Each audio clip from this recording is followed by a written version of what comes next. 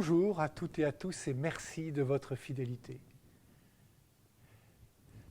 L'évêque de Rome, le pape François, commence son encyclique sur la fraternité en empruntant une expression que François d'Assise utilisait pour parler à ses frères et sœurs. Fratelli tutti, tous frères. Il leur proposait ainsi un mode de vie au goût de l'Évangile. François d'Assise avait puisé ce trésor dans le Christ des Évangiles. Tous frères. Peut-être l'avez-vous remarqué, Jésus emploie 4 fois le mot frère dans l'Évangile de ce jour. Autant dire que pour lui, la fraternité est importante.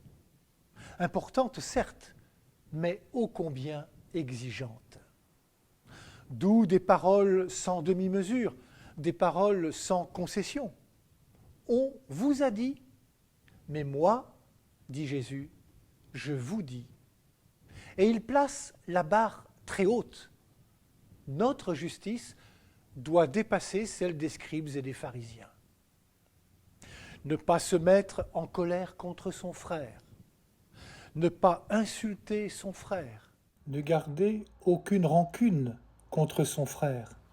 Tout faire pour se réconcilier avec son frère. Pour Jésus, ce n'est pas une option, c'est le chemin d'évangile qu'il propose à celles et ceux qui veulent bien devenir ses disciples.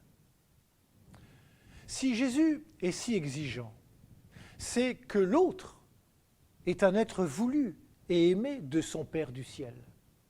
L'autre, celui ou celle que je croise, qui sont sur ma route tout au long de ma vie, est un frère, une sœur, né comme moi de Dieu notre Père.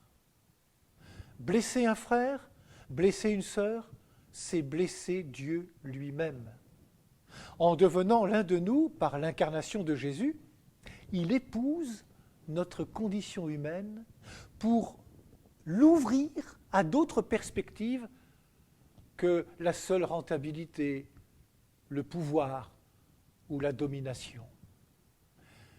Il se propose d'être au milieu de nous un serviteur humble et bienveillant. Il se propose d'être un pacificateur et un serviteur de réconciliation. Tandis que nous sommes au bord de cet étang, en Côte d'Or, je vous laisse avec un extrait de l'homélie du Père Salim, prêtre maronite. Quand ton cœur se ferme contre ton frère, et si tu nies la fraternité avec lui, tu nies en même temps la paternité de Dieu. Car si tu refuses que Dieu soit son Père, tu refuses qu'il soit ton Père aussi, puisque tu ne peux être fils si tu n'acceptes pas d'être le frère de celui que Dieu a déjà accueilli, accepté et pardonné. Oui, la fraternité est un mode de vie au goût de l'Évangile. Bonne journée à toutes et à tous, et surtout, prenez bien soin de vous et des autres.